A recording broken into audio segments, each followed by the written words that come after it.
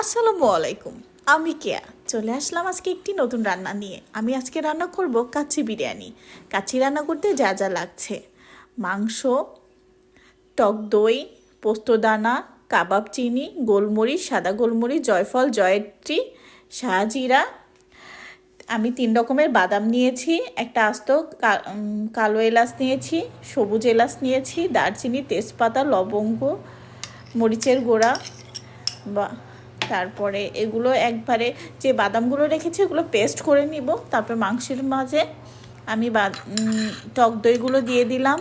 তারপর যে মশলাটা করে রেখেছিলাম, জিরা, রসুন, পেঁয়াজ, আদা, তারপরে তেজপাতা দিব, দারচিনি, লবঙ্গ, একটু মরিচের গুঁড়া, এগুলো দিয়ে মাংসটাকে আমি 1-2 ঘন্টা মতন ম্যারিনেট করব। যতক্ষণ ম্যারিনেট করে রাখবেন তত স্বাদ হবে। এ পর্যায়ে দিচ্ছি লবণ, তারপরে দিব যে বাদাম বাটা, কিশমিশ, বেরেস্তা দিয়ে আমি একটি পেস্ট করেছিলাম সেগুলো দিয়ে দিচ্ছি। বেরেস্তা এবার সব কিছু একত্রে করে আমি মাখিয়ে নেব। মাখিয়ে আমি 2 ঘন্টা মতন ম্যারিনেট করে রেখে দিব। আমি গোশগুলো ধোয়ার আগে ভালোভাবে ধুয়ে তারপরে আমি গোশগুলো পানি দিয়ে লবণ পানি দিয়ে ভিজিয়ে রেখেছিলাম আধা ঘন্টা। এরপর এটা করলে মাংসটি সফট হয়।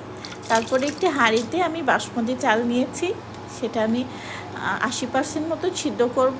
আমি কিছু তেল দিচ্ছি, তার মধ্যে দিব কাবাব চিনি, লবণ, তেজপাতা, দারচিনি একসাথে করে আমি চালটি ভালোভাবে সিদ্ধ করে নেব। শাহজিরা দিয়ে দিলাম। সিদ্ধ করা হয়ে গেলে আমি একটি পাত্রে পানি ঝরাইতে রেখে দেব 1 ঘন্টার মতন। তারপরে মাংসটি আমি রান্না করে নিয়েছি। রান্না হয়ে গেলে আমি সেটার মধ্যে ভেজে রাখা আলুগুলা ফুড কালার দিয়ে কাচ্চির আলুগুলো ভেজে নিয়েছিলাম। তারপরে আমি যে রাইসটা সিদ্ধ করে রেখেছিলাম সেটা দিয়ে দিচ্ছি।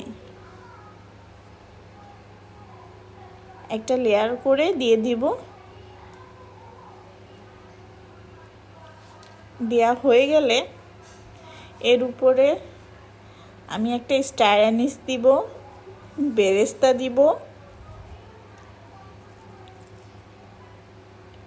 3-4 চামচ ঘি দিব, আর জাফরান গোলা আমি দুধ দিয়ে জাফরান ফুড কালার যেটা ওইটা আমি গুলিয়ে রেখেছি সেটা উপর দিয়ে দিব। এটা অপশনাল, দিতেও পারেন নাও পারেন, আমি একটু কালারের জন্য দিয়েছি। তারপরে আমি ঘি দিব। ঘিটা দিলে কাচ্চি দিয়ে একটা সুন্দর ফ্লেভার আসে।